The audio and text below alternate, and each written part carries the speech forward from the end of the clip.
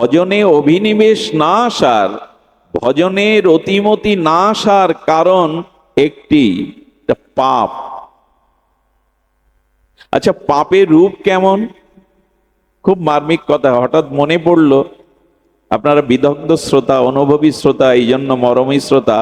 পাপ অনেক প্রকার, যেমন ব্যভিচার, অনাচার, পরস্ত্রী গমন, হ্যাঁ, অমেদ্য খাদ্য গ্রহণ, মিথ্যা, হিংসা, জীবের ক্ষতি।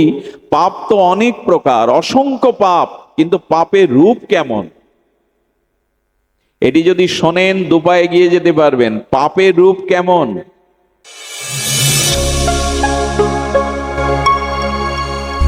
আপনারা দেখছেন সনাতন মিডিয়া ওয়ান ইউটিউব চ্যানেল। স্ত্রী পুত্র বান্ধব যত, মরি যায় শত শত, আপনারে হও সাবধান। বিষয় কত না ভজিনু হরিপদ, মোর আর নাহি পরিত্রাণ। শ্রী শ্রী প্রেমভক্তি চন্দ্রিকায় নিত্যানন্দ আবেশমরতি প্রেমভক্তির মহারাজ নিখিল শাস্ত্রের ভজন উপলব্ধি এই ত্রিপদীতে তিনি বলছেন, না ভজিনু হরিপদ, মোর আর নাহি পরিত্রাণ। এখন ভগবত ভজন ব্যতীত পরিত্রাণ পাওয়া যাবে না, একথাই বলতে চাইছেন। ভজন হলো না কেন? ভগবত আরাধনা হলো না কেন? মই সে বিষয়ী হত। ধ্যান দিন,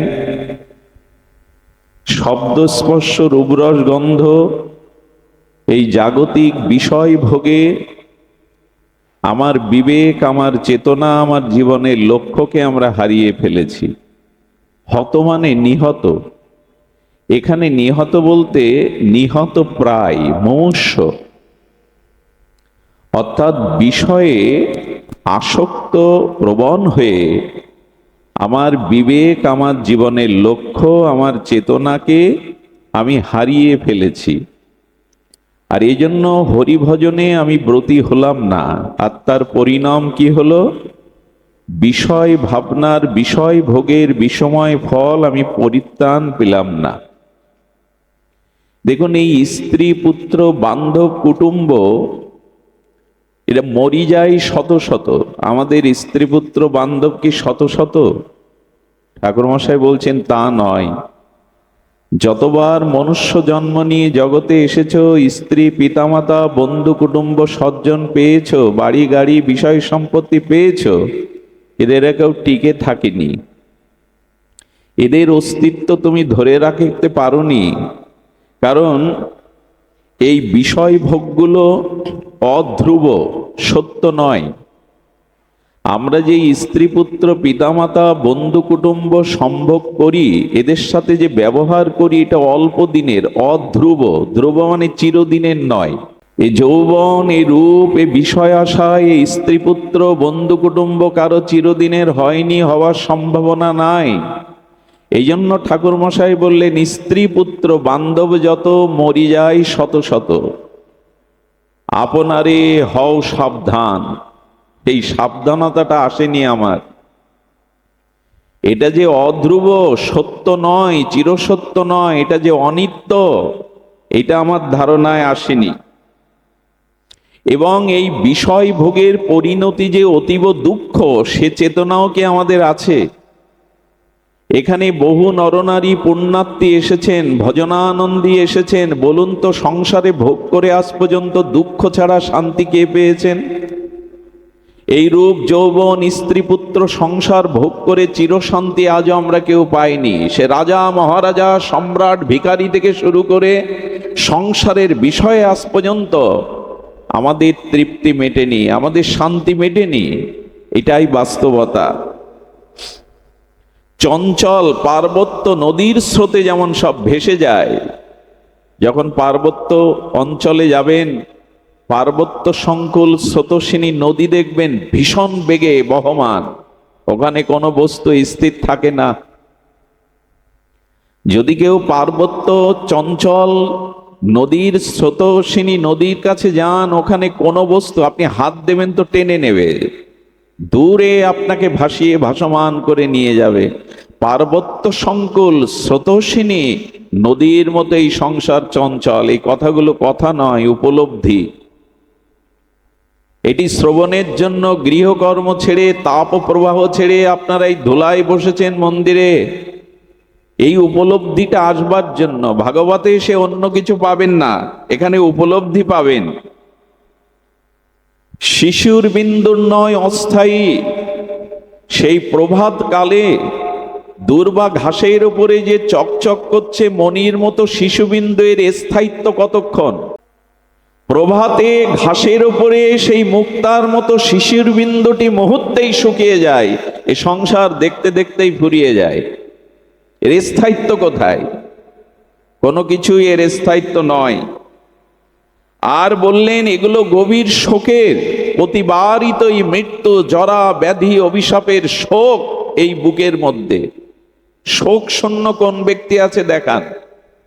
সংসার দুঃখের জায়গা, শোকেরই জায়গা, কারণ কোনো কিছুই তো এখানে আমাদের নিত্য নয়, স্থায়ী নয়। যা চলে যায়, যা ভঙ্গ হয়ে যায়, যা আমার কাছ থেকে দূরে সরে যায়, তার জন্যই তো আমরা কষ্ট পাই, শোক পাই। আচ্ছা, এত কিছু সংসারে দুঃখ, জ্বালা, যন্ত্রণা, তবু সংসার ছেড়ে যায় না কেন? আমরা সেই সংসারেই কেন পড়ে আছি? এত যদি দুঃখ, যন্ত্রণা, জ্বালা, অভিশাপ থাকবে, তো মানুষ কেন সংসারে আঁকড়ে পড়ে থাকে? পড়ে থাকে কেন জানেন? হাতের মুষ্টিবদ্ধ করুন, পাশের লোকগুলো মনে করবে হাতের মধ্যে কোনো বস্তু আছে, মনে হয় হাতের মধ্যে কোনো বস্তু রাখা আছে, আসলে মুষ্টি খুললে দেখবেন শূন্য। মানুষ মনে করে এইবার সুখ পাবো, এইবার হয়তো জীবনে সুখ আসবে। মুষ্টিবদ্ধ হাতের মধ্যে শূন্য, কিছুই নেই, কিন্তু হাত মুষ্টিবদ্ধ করলে কৌতূহল হয় কিছু আছে। মানুষ মনে করে এইবার সুখী হব, এই ছেলেটা চাকরি পাবে, এই মেয়েটা পাত্রস্থ করব, এই বাড়ি করব, এই একটা গাড়ি কিনবো। না, মুষ্টিবদ্ধ হাত খুললে যেমন কিছুই নয়, সুখ মনে করি, কিন্তু আসলেই সুখ নাই। সুখ নাই কবু এ সংসারে, অনিত্যম অসুখম ইমম প্রাপ্য ভজস্বমাম। শিশির বিন্দুর নয় অস্থায়ী, অনিত্য, অধ্রুব, পার্বত্য সংকুল নদীর ন্যায় এই স্রোতের বয়ে যাচ্ছে আমরা সকলে, কিন্তু এই জ্ঞান কেন, এই চেতনা কেন আসে না? আর কি বলছেন? না, কদলী বৃক্ষের ন্যায় ক্ষণভঙ্গুর। কলা গাছ, কদলী বৃক্ষ, এই খুব বেশি ভঙ্গুরে পড়ে যায়, অল্প একটু বাতাস হলেই, ঝড় হলেই পড়ে যায়। আমাদের অবস্থাও তো তাই। আর সাগরের মতো নোনা জল, এই বিষয় আশায় ভোগ প্রবৃত্তি, এগুলো সাগরের নোনা জলের মতো। বলে কেন? বলে যতই পান করুন তৃষ্ণা নিবারিত হবে না, তৃষ্ণা ক্রমে বেড়ে যাবে।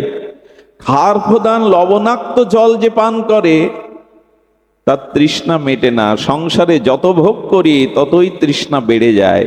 আর কত বলা যায় বলুন তো? এই অনিত্য, অধ্রুব, ক্ষণভঙ্গুর, দুঃখময় সংসারে একমাত্র শান্তি হলো ভগবানের ভজন। এই জন্য ঠাকুর মশাই বলছেন, মই সে বিষয় হতো না ভজিনী হরিপদ, মোর আর নাহি পরিত্রাণ। কোথায়? আমাদের ত্রাণ করবে কে, পরিত্রাণ করবে কে যদি ভগবত ভজন না হয়? এই জন্য আমাদের ভজনে আসতে হবে। এটি কথা স্মরণ করিয়ে দেই। কথাটি যদি এই গোধূলি বেলায় এই পশ্চিম দিগন্তের রক্তিম অনুরাগের মতো আপনাদের হৃদয়ে বসে যায়, তবে একটা পথ পেয়ে যাব আমরা, একটা নূতন আলোর সন্ধান পেয়ে যাব আমরা। আমরা প্রত্যেকেই মাতৃগর্ভে ছিলাম, একটা দুটো দিন নয়, অনেকটা দিন। সেটা 9টা মাস বা 10 মাস, এমনি করে অনেকেই, প্রত্যেকেই, প্রতি প্রাণী মাতৃগর্ভেই ছিলাম। ভাগবত 3য় স্কন্ধে দেবাহতি কপিল দেবের সংবাদে সাংখ্যযোগে এটি স্পষ্ট হয়েছে। ভগবান কপিল দেব তার মাকে বলছেন, মা, মাতৃগর্ভে একটি শিশু যে অবস্থান করে, তার পরিণতি, তার দুঃসহ যন্ত্রণা, সেখানে নরক সম অন্ধকার কারাগৃহে তার সেই যন্ত্রণার কথা আমরা ভুলে যাই। আমার মুখটা থাকে মলমূত্রের দুয়ারে, মায়ের গর্ভে অসংখ্য কীট বারবার দংশন করতে থাকে। মায়ের খাদ্য প্রণালীতে যা যা আছে টক ঝাল, তার তাপ আমাকে পোহাতে হয়। উদ্যপদে হেডমন্ডে প্রতিটি মুহূর্ত যেন কল্পের মতো, নরকবাসের মতো অন্ধকারাচ্ছন্ন কষ্ট পেতে হয়। সেদিনের কথা ভুলে গিয়ে আমাদের এই দশা। 9 মাস বয়স হলে পূর্ণ চেতনার দ্বারা জীবাত্মা পরমাত্মার একটা সংলাপ হয়। সবাই বলে মাতৃগর্ভে ভগবানকে দেখি না, সবার সে ভাগ্য নাই, সবাই পরীক্ষিত মহারাজ নয়। মাতৃগর্ভে জীবাত্মা পরমাত্মার সাথে একটা সংলাপ হয়, খুব ধ্যান দিয়ে শুনুন, খুব মহিমাপূর্ণ তত্ত্ব। ওইখানে জীবাত্মা বারবার ওই দুঃখ, নরক যন্ত্রণা, মলমূত্রের দুয়ারে অসংখ্য কীটের যন্ত্রণায় প্রতিটি মুহূর্ত কল্পের মতো, এক কল্পের মতো দীর্ঘ মনে হয়ে চিৎকার করতে থাকে, হে বিধাতা, হে পরমাত্মা, হে অশেষ গুণপেতক, আমাকে এর থেকে ত্রাণ করো। জীবের এই ক্রন্দন, জীবের এই আর্তি, জীবের এই বিরহ বেদনার আর্তনাদ পরমাত্মা তিনি কৃপা করে বলেন, এখন কি চাও তুমি? তোমার এই দুঃখ যন্ত্রণা দগ্ধিত তাপ হতে কি চাও তুমি বলো? বলে এখান থেকে আমাকে বাইরে যাওয়ার ব্যবস্থা করুন। কেন বাইরে যেতে চাও? বললো এই দুঃখকে, যন্ত্রণাকে, কষ্ট থেকে আপনি আমাকে ত্রাণ করুন। বললেন এবার তো আসনি, তুমি বহুবার এসেছো। এই গর্ভে তুমি 1-2 বার আসনি, লক্ষ লক্ষ কোটি কোটি বার পুনঃ পুনঃ মাতৃজঠরে তুমি এসেছো, বারবার এসেছো। আচ্ছা, আবার এসেছো কেন বলতে পারো? এই গর্ভ যদি এত যন্ত্রণা কষ্টর হয়, তা বারবার এখানে আসছো কেন? এর উত্তর কি তোমার কাছে? উত্তর দিতে পারি না আমরা। ভগবান বলছে, আচ্ছা বাইরে আমি তোমাকে এই পৃথিবী মণ্ডলে, ভূমণ্ডলে, ধরিত্রীতে পাঠালাম, কিন্তু ওখানে গিয়ে কি করবে তুমি? আমরা নীরব থাকি। শুনুন ভগবান কপিল দেবের উপলব্ধি, আমরা নীরব থাকি। আমরা নীরব থাকার পর ভগবান বলছেন, দেখো ওখানে গিয়ে তুমি কি করবে উত্তরটা দিতে পারলে না তো, তবে আমি তোমাকে বলি, আর আমিও আপনাদের কর্ণকোহার দিয়ে হৃদয়ে কথাটা যাতে পৌঁছে দিতে পারি। ভগবান বললেন, ওখানে গিয়ে এমন করে আমার ভজন করবে যাতে পুনরায় এই অন্ধকার জঠরে তোমাকে না আসতে হয়, এখানে যেন আর না আসতে হয় তোমায়। ভগবানকে, পরমাত্মাকে আমরা জানিয়েছিলাম, প্রভু এই সুযোগটা দাও, এই দুঃখময় যন্ত্রণাময় অন্ধকারাচ্ছন্ন কীট মলমূত্র থেকে আমাকে পৃথিবীর আলো বাতাসে পাঠাও। আমি ভজন করে, উপাসনা করে, আরাধনা করে ফিরে আসব তোমার স্বরূপে, যাতে বারবার এই মাতৃ জঠরে কর্মফল না ভোগ করতে হয়। এই ওয়াদা, এই প্রতিজ্ঞা পরমাত্মার কাছে করে এসেছিলাম আমরা। এখানে প্রত্যেকেই এই প্রতিজ্ঞা নিয়ে আসা ভুলে গেছি। বহিরঙ্গা ত্রিগুণময়ী মায়ায় আমরা সেই প্রতিজ্ঞা ভুলে গেছি। এই জন্য না ভজিন হরিপদ মোর আর নাহি পরিত্রাণ। পরিত্রাণ নেই কেন? আবার আমাকে ওই গর্ভে যেতে হবে, আবার কর্মফলের এই জরা মৃত্যু ব্যাধি অভিশাপ বহন করতে হবে। কে না চাই মুক্তি পেতে, কিন্তু হরিভজন ছাড়া তো মুক্তি হবে না। দুয়ার তো একটাই, এই সংসার ত্রিগুণময়ী মায়ার কারাগার হতে বেরিয়ে যাওয়ার একটাই দোয়ার, এই মনুষ্য জন্ম আর ভগবত ভজন। সুধীবৃন্দ, আমি কিছু বিক্রয়ের জন্য, বিজ্ঞাপনের জন্য এইসব কথা বলছি না। সাধুরা বারবার আপনাদের সেই ভজনের কথা বলে না, শিষ্য করার জন্য না, বিজ্ঞাপনের জন্য না, নিজের স্বার্থ সংরক্ষণের জন্য না, আপনাকে স্মরণ করিয়ে দেয় এই পুনঃ পুনঃ জন্ম মৃত্যু চক্র অভিশাপের মুক্তি একমাত্র হরি ভজন, ভগবত ভজন। এটা স্মরণ করিয়ে দেওয়ার জন্য আচার্যগণ আসেন। বারবার এই একটি কথাই আপনাদের স্মরণ করিয়ে দেন, হরি ভজনই হলো এই থেকে মুক্তির একমাত্র উপায়। আমাদের এই বঙ্গজননীতে এসেছিলেন মহাকবি কালিদাস। তিনি একখানে লিখেছেন যে ভ্রমর পদ্মের পরাগ পুষ্পে তার মধু আস্বাদনের পরাগ আস্বাদনের জন্য ছুটতে ছুটতে আসতে। খুব ধ্যান দিয়ে শুনুন।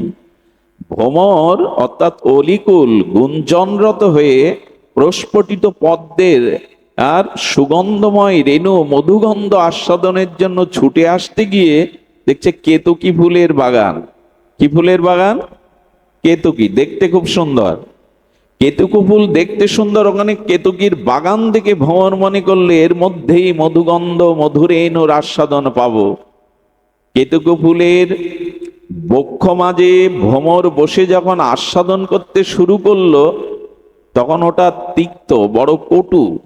সেই কটু তিক্ত পান করতে গিয়ে সে আস্বাদন তো পেল না, আর ওই কটু তিক্ত ধারে তার চোখে বেঁধে চোখটা অন্ধ হয়ে গেল। গল্প শোনাচ্ছি না, মহাকবি কালিদাসের অনুভূতি।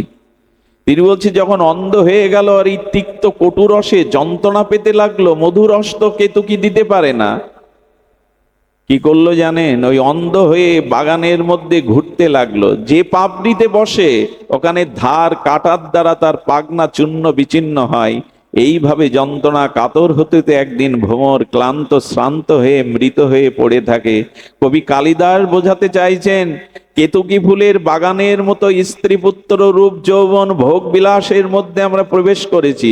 এখানে সুখ পাবো বলে, শান্তি পাবো বলে, মধু আস্বাদন পাবো বলে এই শব্দ স্পর্শ বিষয় ভোগ করতে গিয়ে আমরা তিক্ততা পেয়েছি।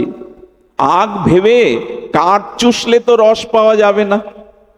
আখ ইক্ষুদণ্ড ভেবে যদি রসের আশায় কাঠ চুষি, পাওয়া যাবে না। অনেক সময় কুকুরগুলো কি করে জানেন?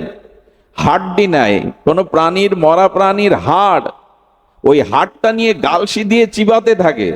হাড়ে তো কিছু নাই, রসও নাই, রক্তও নয়, মাংস নাই, তবু চিবাতে থাকে। চিবাতে চিবাতে তার গালসিতে দাঁতগুলো রক্তাক্ত হয়ে রক্ত ঝরে, নিজের রক্ত পান করে আর মনে করে এটা হাড়ের থেকে রস আসছে। আমাদের দুর্দশাও তাই। যাদের ভজন নাই, সদ্গুরুদেবের কৃপা নাই, হরিনাম নাই, জীবনের লক্ষ্য যে ভুলে গেছে, সেও মনে করে সংসারের মধ্যে আনন্দ সুখ আছে। চিবাতে চিবাতে ক্ষতবিক্ষত রক্তাক্ত হয়ে যায় আমরা। চেতনা ফেরে কই? আমাদের চেতনা ফিরে কই? ক্ষত বিক্ষত আজ আমরা। শান্তির সন্ধান নাই, কারণ না ভজিনু হরিপদ মোর আর নাহি পরিত্রাণ। এই করতে করতে, ছটপট করতে করতে ভজনবিহীন পরিত্রাণ হবে না মানে জমের দুয়ারে, ওই জমের অন্ধকার নরক কারাগারে পতিত হতে হবে। আচ্ছা, জম আদালতে যদি জিজ্ঞাসা করে তুমি ভজন না করে এখানে এসছো, তবে সেদিন যেন এইটুকু বলতে পারেন, যারা এইটুকু বলতে পারবে তাদের যাওয়া লাগবে না ওই আদালতে। হে মহারাজ, আমি জগতে সৎসঙ্গ করেছিলাম, হরি কথা শ্রবণ করেছিলাম, এই কথা যদি বলতে পারেন ওইখানে জমা আপনাকে নেবে না। যারা সাধু সঙ্গ হরি কথা শ্রবণ কীর্তন করেছে তাদের ওখানে যাওয়ার প্রয়োজনও নাই, তাদের নেবেও না। সুধীবৃন্দ, যাতে বলতে পারেন আমি সাধু সঙ্গে হরি কথা শ্রবণ করেছি, বৈষ্ণব সঙ্গ করেছি, হরিনাম আশ্রয় করেছি, সেদিন আর ওরা আপনাকে ওখানে নেবে না। এই জন্য না ভজিনু হরিপদ মোর আর নাহি পরিত্রাণ। এই পরিত্রাণ পাওয়ার জন্যই ভজন, যাতে অধঃপতিত না হয়, স্খলিত না হয়। আচ্ছা, ভজনে পুষ্টিতা, ভজনে আনন্দ, ভজনে রতিমতি আসে না কেন? এই প্রশ্নের উত্তর খুব মর্মস্পর্শী, আপনারা আশা করছি হৃদয় দিয়ে শুনবেন। ভজনে মন না আসার, ভজনে অভিনিবেশ না আসার, ভজনে রতিমতি না আসার কারণ একটি, পাপ। আচ্ছা, পাপের রূপ কেমন? খুব মার্মিক কথা হঠাৎ মনে পড়ল। আপনারা বিদগ্ধ শ্রোতা, অনুভবী শ্রোতা, এই জন্য মরমী শ্রোতা। পাপ অনেক প্রকার, যেমন ব্যভিচার, অনাচার, পরস্ত্রী গমন, অমেদ্য খাদ্য গ্রহণ, মিথ্যা, হিংসা, জীবের ক্ষতি। পাপ তো অনেক প্রকার, অসংখ্য পাপ। কিন্তু পাপের রূপ কেমন? এটি যদি শোনেন দুপায়ে এগিয়ে যেতে পারবেন। পাপের রূপ কেমন? আমরা এটা সকলের সাক্ষাৎকার হয়নি। পাপের রূপ কেমন? পাপের রূপ চারটি। কয়টা বললাম? পাপের রূপ চারটি। পাপ চারটি নয়, কিন্তু পাপ অসংখ্য, কিন্তু পাপের রূপ হলো। আর এই রূপ দেখে বুঝবেন আমার ভিতরে কতটুকু ভজনের অন্তরায় এই পাপ রয়ে গেছে। পাপের রূপ চারটি। প্রথম রূপটি হলো অন্ধকার। পাপের রূপের প্রথমটি হলো অন্ধকার। অন্ধকারের ধর্ম কি? এখানে লাইটগুলো নিভিয়ে দিন, একটু পরে রাত্রি নেমে আসবে, এই বৈদ্যুতিক বাতিগুলো নিভিয়ে দিলে এখানে কেউ কাউকে উপলব্ধি করতে পারবে, দেখতে পারবে? অন্ধকারের ধর্ম হলো বস্তু ঢেকে দেওয়া। যখনই আমার জীবনে পাপ এলো, সেই পাপের প্রথম রূপ হলো অন্ধকার। আর অন্ধকার বস্তুকে ঢেকে দেয়। নিজের ঘরের বস্তু অন্ধকারে নিজে পাওয়া যায় না। তেমনি যখনই পাপ রূপ অন্ধকারের রূপ এলো, তখনই আত্মাকে ঢেকে দিল, ভগবানকে ঢেকে দিল, জগৎকে ভোগের জন্য সামনে এনে দেখালো। অন্ধকার কিন্তু আমাদের সর্বদা প্রিয়তা নয়। আলোই আমাদের প্রয়োজন। জগতে সূর্য উদিত না হলে এ জগৎ চলতো না, জগৎ ধ্বংস হয়ে যেত। আলো না হলে অন্ধকার বিদরিত হতো না। এই অন্ধকারের ধর্ম হলো বস্তু ধর্মকে আবৃত করা, ঢেকে দেওয়া। আমার চেতনাকে, আমার বিবেককে যে ঢেকে দেয়, এই অন্ধকার অজ্ঞানতাই হলো পাপের প্রথম রূপ। আপনাদের মনে পড়ে মহাপ্রস্থানের পথে চলেছিলেন ধর্মরাজ যুধিষ্ঠির। হঠাৎ দেখছেন চারিদিকে অন্ধকার, বিকট দুর্গন্ধ বাতাবরণে ভেসে আসছে। উনি চিৎকার করে উঠলেন, আলোর পথে চলতে চলতে কেন অন্ধকার, কেন বিকট এই দুর্গন্ধ? আমি সহ্য করতে পারছি না এই চিৎকার, এই দুর্গন্ধ এবং এই গাঢ় অন্ধকার।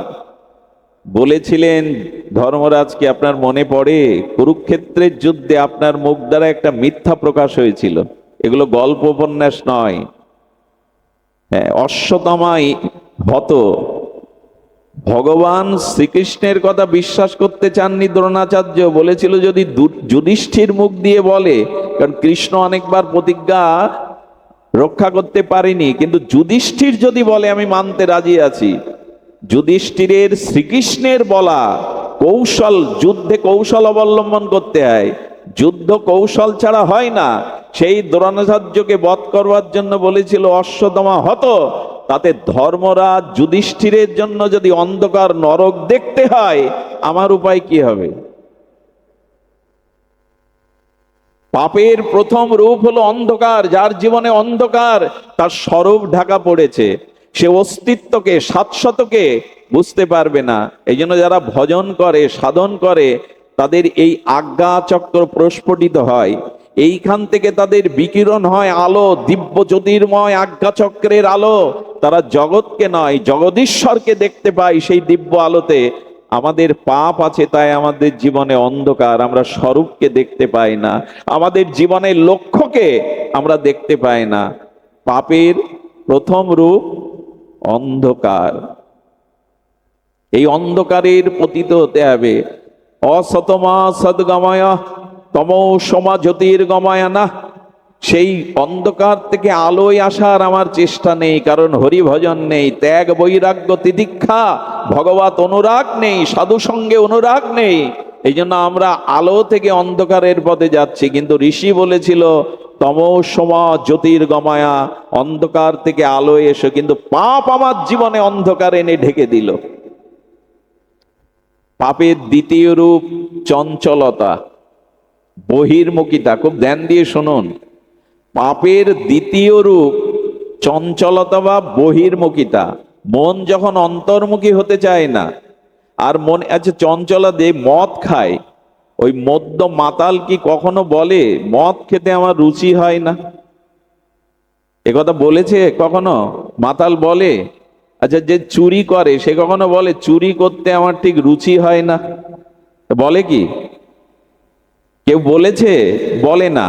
চুরি, যে তাস খেলে নিয়মিত, সে বলে কি তাস খেলতে আমার রুচি হয় না, বরং বেশি গাঢ় রুচি হয়, যতদিন যায় গাঢ় রুচি হয়। চোরের, মদখোরের, গাঁজাখোরের, নিষিদ্ধ কর্মের কেউ কখনো বলে না এতে মন লাগে না, চুরি করতে মন লাগে না, নেশা করতে মন লাগে না, মন লাগে বলেই তো করে।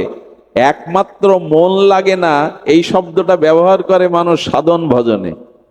হরিনাম করতে বসলে মন লাগে না, ভজনে মন লাগে না, ভগবত আরাধনা করতে মন লাগে না, এই বেলায় শুধু মন লাগে না। এর কারণ বোঝা যায় কি কথা? চুরি করতে মন লাগে না, চোর এ কথা কখনো বলে না, মাতাল এ কথা কখনো বলে না, মদ খেতে আমার মন লাগে না। ওখানে সবাই বলে, শুধু একটাই শব্দ বলে, ভজন করতে আমার মন লাগে না, ভজনে মন লাগে না। বলি কেন? বলি কেন? এই কারণ পাপের দ্বিতীয় রূপ, সেই দ্বিতীয় রূপ হলো কি বললাম আমরা? চঞ্চলতা। আপনি এখানে 10 মিনিট ধ্যান করতে বসুন, রাধারানীর চরণ আপনি চিন্তা করতে, বন্ধু সুন্দরের চরণ আপনার চিন্তায় আসবে না, যাবতী রাজ্যের স্মৃতি আপনার মনে আসবে। এর কারণ কি? এর কারণ পাপের কারণে আমাদের চিত্ত চঞ্চল, স্থায়ী হতে চায় না। দীর্ঘ 50 বছর লোকনাথ বাবা হিমালয়ে তপস্যা করে। কয় বছর? দীর্ঘ 85 বছর এক জায়গায়। পারবেন?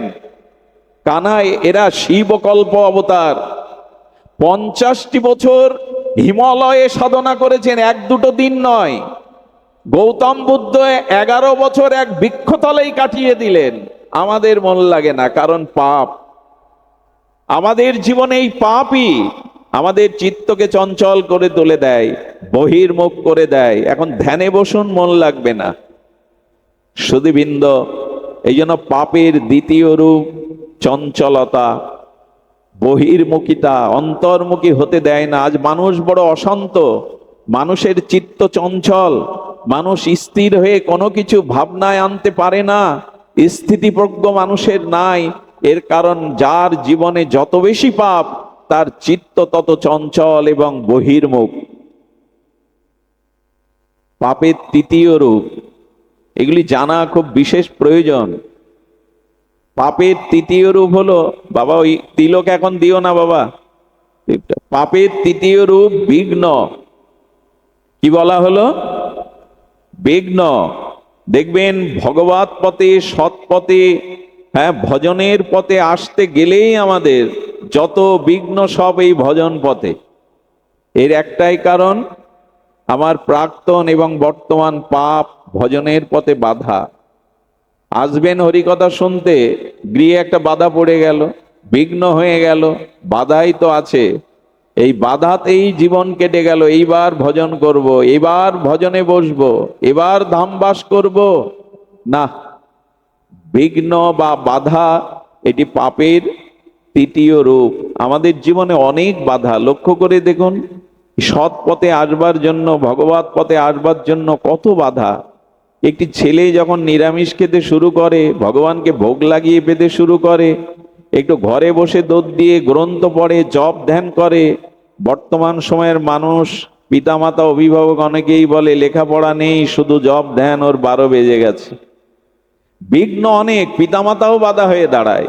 ছেলে যদি ভক্তিমুখী হতে চায়, ত্যাগ বৈরাগ্য নিতে চায়, প্রথম বাধা আসে পিতা। আরে পড়, লেখাপড়া কর, চাকরি বাকরি কর, ধর্ম ওটা তো শেষের বেলায়। পিতামাতা বাধা, কারো বা স্ত্রী বাধা, কারো বা স্বামী বাধা, কারো বা অর্থের বাধা, কারো বা শারীরিক সুস্থতার বাধা। ভগবতে আসতে চাই কিন্তু অভাব, অনটন, রোগ, শোক পিছু টেনে ধরে। এর একটাই কারণ, সেটি হলো পাপ। পাপ যার নেই তার বাধা হয়। মা কমলা দেবী, শিবকল্প মহাযোগেশ্বর লোকনাথ বাবার মা কমলা দেবী, পিতা রামনারায়ণ, তারা সংকল্প করেছিল, এবার যে সন্তান আমার গর্ভে আসবে, এসো তুমি আমি প্রতিজ্ঞা করি তাকে সন্ন্যাসী করে দেশ ও দশের সেবায় নিয়োজিত করবে। উদ্দেশ্য দেখুন, সন্তান হওয়ার আগে বলছে গর্ভে ভগবান যাকে পাঠাবে তাকে সন্ন্যাসী করে জগৎ জীবের কল্যাণে নিবেদন করব। দেখুন তো, সেই জন্মের আগেই, পৃথিবীতে গর্ভে আসার আগেই এই সংকল্প হয়ে গেল। বাধা থাকে এদের। অল্প বয়সেই বেনি মাধবকে নিয়ে শ্রী গুরুদেবের হাতে সঁপে দিলেন। দিতে পারে পিতামাতা? দেয় আজকাল? পিতামাতাই বেশি বাধা হয়ে দাঁড়ায়। আরে পড়াশুনো কর, পড়ে তো পড়েই যাচ্ছে। আজ একটা পত্রিকায় দেখছিলাম, তিনজন ছেলে, একজন মানে সচিবালয়ে চাকরি করে, একজন বিশ্ববিদ্যালয়ের শিক্ষক, তিন মেয়ে, তিন ছেলে এক মেয়ে, মেয়েও কোন অফিসার, কিন্তু মা 7 দিন মরে পড়ে রয়েছে, তার লাশ দুর্গন্ধ হয়ে গেছে, পুলিশ এসে সেই লাশ উদ্ধার করে, অথচ তিন ছেলে সমাজের উচ্চ স্থানে বসে আছে। কি বলবেন একে? পড়াশোনা করলেই জীবন সব পাওয়া হয়ে যায়, জীবন সার্থক হয়? পড়াশোনা দরকার, ডাক্তার দরকার, মাস্টার দরকার, ইঞ্জিনিয়ার দরকার, সেই সাথে এটাও দরকার নিজেকে সৎ করা, নিজেকে ভগবানের করে তোলা, ভজন করা, এটাও দরকার। কিন্তু এই দরকারটা আজ আমাদের মাঝে নাই। বাধা, শুধু বাধা এই পথে, এই বাধার কারণ পাপ। আপনারা জানেন চন্দ্রের কিরণ আছে কিন্তু মেঘ এসে ঢেকে দিয়েছে। মেঘমালায় আচ্ছাদিত চন্দ্রের কিরণ জ্যোৎস্না প্রকাশিত হতে পারছে না। তেমনি ভজন পথে বাধা মানে জানবেন পুরনো পাপ তৃতীয় রূপ ধরে আপনার পথে বাধা দিচ্ছে। পাপের কটা হলো রূপ? 3টে। আরেকটি কি? আরেকটি হলো অনিরাময় যোগ্য রোগ। রোগ 2 প্রকারের। অনিয়মের কারণে, অসতর্কতার কারণে শরীরে যে ব্যাধি আছে এটা ডাক্তার ঔষধপত্রে শুশ্রূষায় সেরে যায়, কিন্তু যে রোগগুলি অনিরাময় যোগ্য, সব শেষ হয়ে গেলেও কোনো কিছুর বিনিময়ে আর ওই রোগ নিরাময় হয় না, এই অনিরাময় যোগ্য ব্যাধি বা রোগ, এটাও পাপ থেকে আসে। দিল্লির একটা ঘটনা আপনাদের বলি। 2 বন্ধু শেয়ার মার্কেটে ব্যবসা করতেন। সাইডে রেখে দাও, সাইডে রেখে দাও। 2 বন্ধু এই শেয়ার মার্কেটে ব্যবসা করে কয়েক কোটি টাকা একেবারে লাভবান হলো। দিল্লির 5 তারা হোটেলে খেতে গিয়ে এক বন্ধুর মধ্যে পাপের চিন্তা এলো, খাদ্যে বিষ মিশিয়ে বন্ধুকে সমুদ্রের তলে দিতে পারলে আমার 14 পুরুষ বসে খাবে।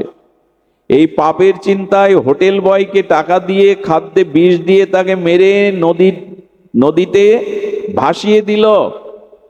এ প্রথমে এসে বাড়ি করলো দিল্লিতে, আলিশান বাংলা, গাড়ি বাড়ি, সুন্দরী রমণী বিয়ে করলো, একটা পুত্র এলো, যেন ফুলে ফলে পল্লবিত হতে থাকলো তার জীবন। ছেলেটার বয়স যখন 3 বছর এমন একটা রোগ দেখা দিল, ভারত ভূখণ্ডে না, ইউরোপে আমেরিকায় কোথাও সেই রোগের ওষুধ নাই।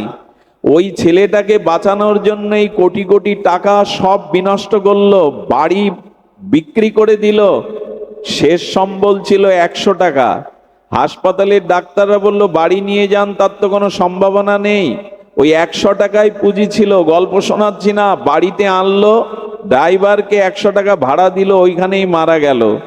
এক ঋষির কাছে, এক ত্রিকালজ্ঞ যোগীর কাছে জানতে চেয়েছিল আমার এই বিষময় পরিণতি ধ্বংসের কারণ কি? বলে যে বন্ধুকে বিষ খাইয়ে মেরেছিলে সেই বন্ধুই পুত্র রূপে এসে তোমার সর্বস্ব হরণ করে নিয়েছে গেল, 100 টাকাও পকেটে রাখতে দেয়নি। আপনি পাথরকে হজম করতে পারবেন, পাপ করে হজম করতে পারবেন না। রামকৃষ্ণদেব বলছেন তার মৃদুবন্ধ কথায়, ঝাল খাবি আর জিহ্বায় ঝাল লাগবে না তা হয়, পাপ করবি আর জীবন সুখময় হবে তা হয়? হতে পারে না। পারা যদি কেউ খান, পারা ও 10 বছর পরে বিস্ফোরক হয়ে বেরোবে। এই জন্য পাপ থেকে দূরে থাকার জন্যই এই সাধু সঙ্গ, এই হরিকথা, এই হরিনাম, যাতে ওই অন্ধকার, ওই ভগবানে বিমুখতা, বহির্মুখিতা, ওই বাধা আর এই শরীরে ব্যাধি এসে যেটা নিরাময় অযোগ্য বাধা না দেয়। এই জন্য আপনাদের বলবো, পাপের এই 4টি রূপ আজ ঘিরে ধরেছে। এই ভোগময় কামময় পৃথিবীতে পাপময় জীবন যাপন করতে করতে আজ পৃথিবী এটা অগ্নিগর্ভ হয়ে উঠেছে। আজ ব্যক্তিতে, পরিবারে, রাষ্ট্রে, বিশ্বে কোথাও শান্তির বাতাস নাই। এইটুকু নিবেদন করব, এবার আমরা ফিরে আসি, এবার বিবেককে জাগাই, এবার চেতনাকে ডেকে বলি আর এই সুযোগ পাবে না। এই মনুষ্য জন্ম পেয়েছো, বিবেক পেয়েছো, সাধু সঙ্গ পেয়েছো, সদ্গুরু পেয়েছো, হরিনাম পেয়েছো, এই মাটিতে জন্মেছো, কাজে লাগাও। নিজের উদ্ধার অন্য কেউ করবে না। উদ্ধারে তো আত্মনা না আত্মা অবসাদয়েত, নিজের পতন নিজে ডেকে ওনো না। কিন্তু এই কথাগুলি কি আমাদের হৃদয়ে যায়? আমরা কি জেগে উঠি? আমাদের চিত্ত কি জাগরিত হয়? এই জন্য আপনাদের কাছে অনুরোধ করব, পরিত্রাণের অন্য কোনো উপায় নাই। স্ত্রী পুত্র বান্ধব যত, মরি যাই শত শত, আপনারে হও সাবধান।